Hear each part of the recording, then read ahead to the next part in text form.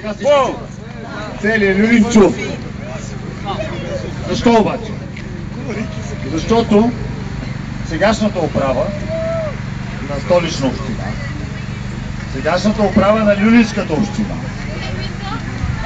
са не само некадърници, въобще не се интересуват от никого тук. Въобще. И защо го казвам това? Спортна зала имате ли? Велоалеи има ли? Зелени площи в Люлин?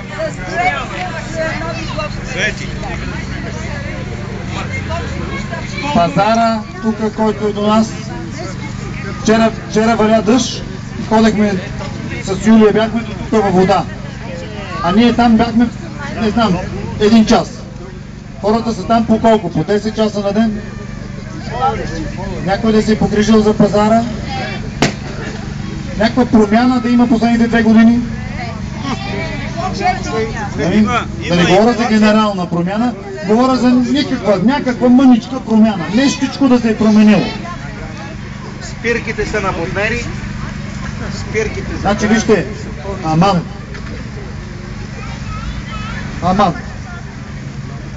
Значи трябва действително вече нещо да се случи. Много хора ми казват, обещават. Верно е. И на мен. Всичките тези хора и на мен са обещавали. Не съм гласувал за тях, но са ми обещавали. Чувал съм обещания. Резултат никакъв. Тук пресичането как става? През линията. Това нормално ли? Мръсотията тук в Люлин да е случайно по-малка? Огромна. Нещо да има, някой да дигне ръка, нещо уредено в Люлин. Едно нещо. Не е верно.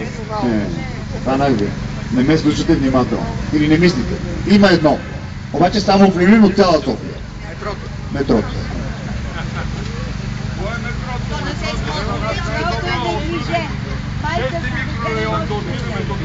Така, точно така. Аз казах метрото, не казах обществения транспорт. Значи общественият транспорт е извън всякаква критика. Не, много важно е. Казвам все пак едно нещичко е уредено. Само че това нещичко работи не знам вече колко години. Със сигурност не е уредено последните 2 години. Цената да. Казвам, че все пак работи. Значи люлинци са привилегировани хора в София. Все пак. Не. Значи отидете да живеете в Подуене, или в Младост, или в Надежда. В Княжево да не говорим, там въобще не може да се стигне. Не отидете, въпреки че имам трамвай, но... Тоест, едно нещичко има. Почното е преди 30 години.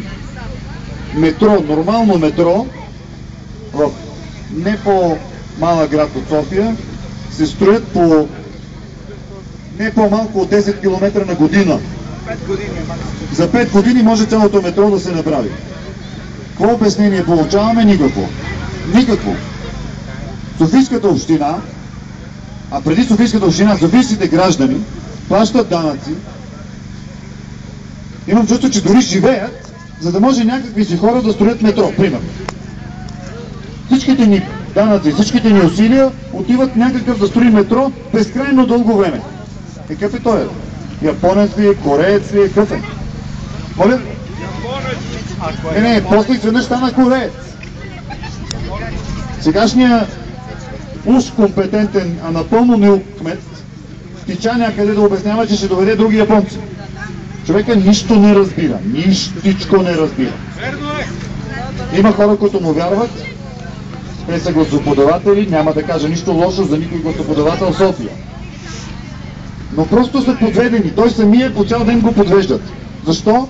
Защото нищичко не разбира. Тук няма никой.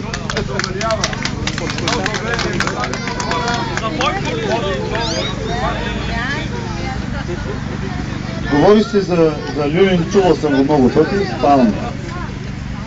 Значи Люлин е 5 или 6 по големина град в България, ако си замислим.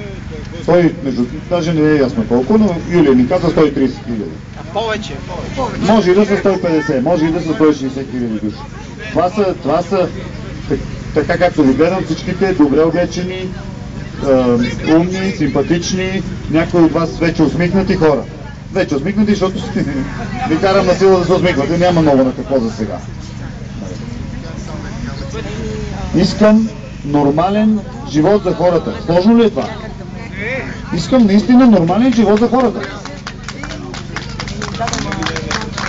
Искам не да се обещават зелени площи, театри, кина и всякакви други работи по програмите, ако ги видите. Обикновено се говори за центъра. Искам ги не в центъра. Искам ги навсякъде в София. Искам хората да се чувстват добре там, където си живеят те. А като искат да отидат до центъра, ще отидат. Ще се разходят и ще си дойдат тук и ще си живеят пак добре.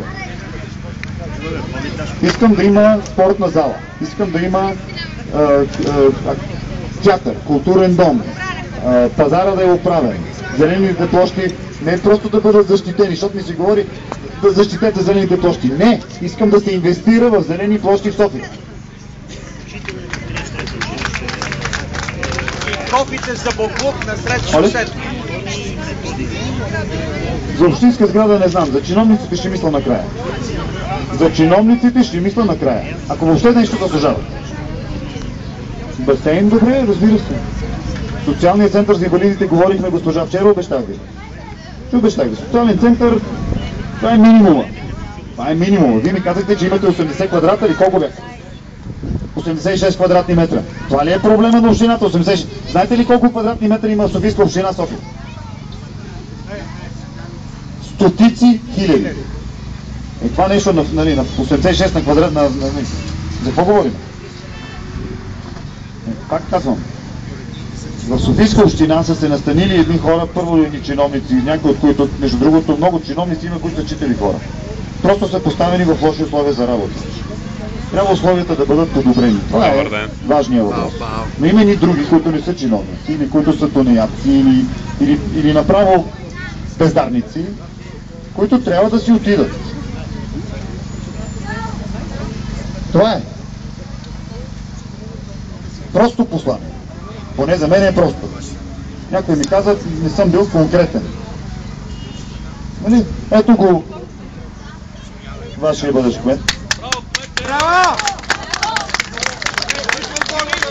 Нормален човек, учител, има опит, обикаля по цял ден и разчитам, че ще спечели, за да ми е по-лесно.